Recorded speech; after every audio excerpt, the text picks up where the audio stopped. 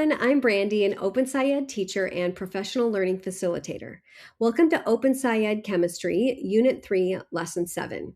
In this lesson, we will examine new models of atomic structure and evaluate the usefulness of those different models to explain and make predictions about interactions between the elements. Let's get started. Let's take a look at how we got here. So during lesson 6, we figured out that each element forms a predictable number of bonds or charges, and these properties are used to organize elements on the periodic table. The periodic table organizes elements by repeating patterns in bonding and reactivity, with atomic number and mass increasing across rows.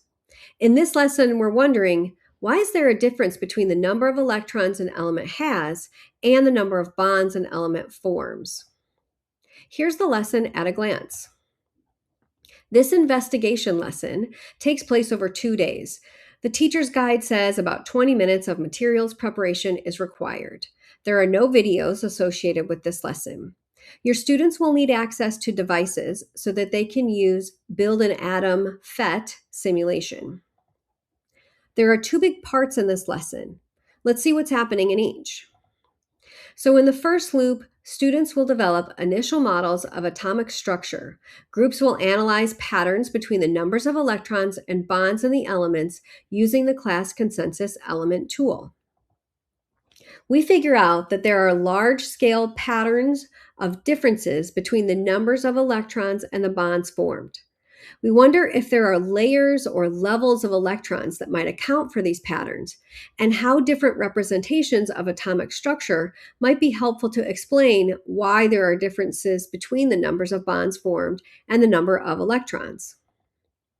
In the second loop, the students evaluate another model of atomic structure and then compare the 4 types of models, considering their usefulness and the limitations for each different model.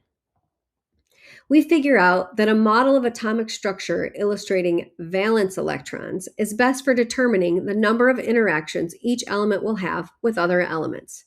We wonder what it is exactly happening between the 2 elements when the electrons bond to each other. So we figure out that models of atomic structure show the valence electrons help explain why carbon forms different numbers of connections, and we use that to predict how the elements interact with other elements. Now for a few key moments. In part 2, the students developed initial models of atomic structure. And in part 3, students analyzed element card sets and identified patterns between the numbers of electrons and the bonds in an element. Now for a key moment of part 4.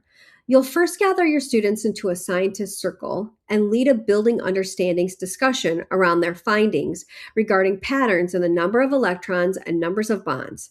As groups share out, students will perceive that other groups found patterns similar to them, particularly as you move down a column. There's a difference of 8 electrons. And as you move across a row, there's also predictable similarities.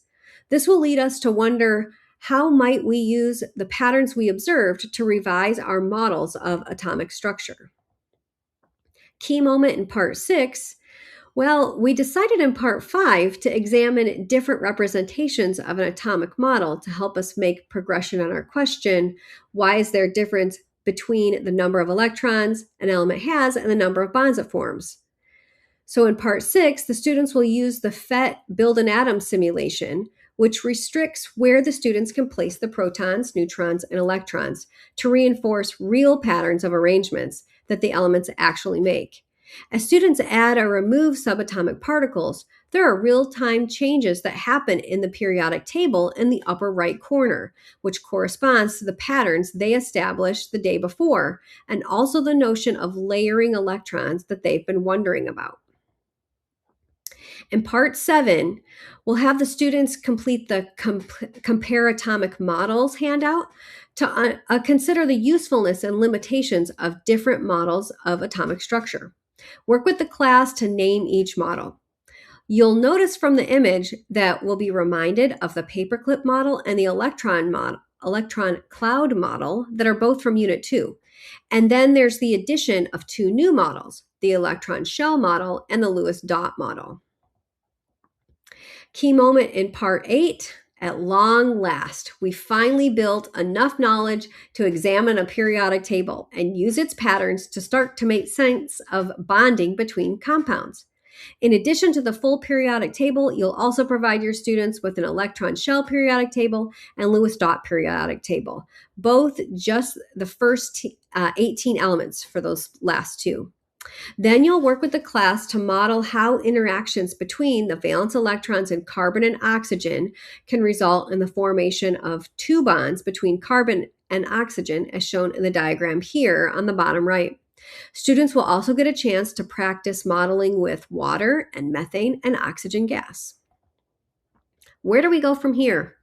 So in the next lesson, we'll explain why there are differences in electronegativities and how that affects where the electrons are in a bond, the bond characteristics, and its polarity. And now for a few tips and tricks. So in part 4, the top image is a sample class consensus element tool from the Teacher's Edition. The bottom image is one that I gave to each of my students that I created. It didn't take that long to type up. During the building understandings discussion, as the students identified patterns, we then highlighted the numbers of bonds formed in blue and their differences with numbers of electrons in yellow. It took me a little time to put this together, but it made that portion of the discussion go so much faster since my students only had to highlight the corresponding parts that matched the key that I had added. In part 8, after working through the Compare Atomic Models handout, I gave my students the 3 different periodic tables that are displayed here. I added in the titles and I copied them on different colors of paper, so it was really easy for me to distinguish which one I was referring to, both in this lesson and in later lessons. As you clarify with your students, each model is useful for some things, but it also has some limitations. In the next lesson, your students will be learning about electronegativity and atomic radius periodic trends. So at that time, I had them turn back to the pink periodic table that's shown here to add in the arrows and labels defining those trends. Still in part 8, you will also work on the class model to show interactions between valence electrons in carbon and oxygen, and that results the formation of 2 bonds between carbon and oxygen. You'll then go on to guide them through modeling water, methane, and oxygen gas. I recommend having colored pencils handy for your students to use as you guide them through developing those models of compounds using valence electrons.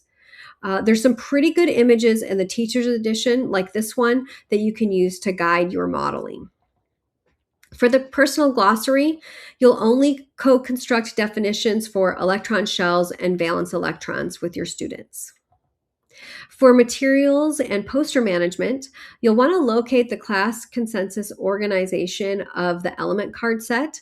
This could be a photo of the actual cards arranged in the way that the class agreed upon, or it could be a chart paper that has the elements listed in the sort of grid format that the class was reflected the class's thinking, or maybe you taped on those element cards that were paper copies onto the actual chart paper itself. So to recap, in this lesson, we examined new models of atomic structure and evaluated the usefulness of different models to explain and to make predictions about interactions between the elements. Up next, in lesson 8, we'll predict whether another substance could replace water for some processes and model the structures of H2O and H2S molecules. We'll explain why electronegativities of oxygen and sulfur are different and use a simulation to explore how electronegativity differences affect where electrons are in a bond, the bond characteristic, and its polarity. Good luck and have fun.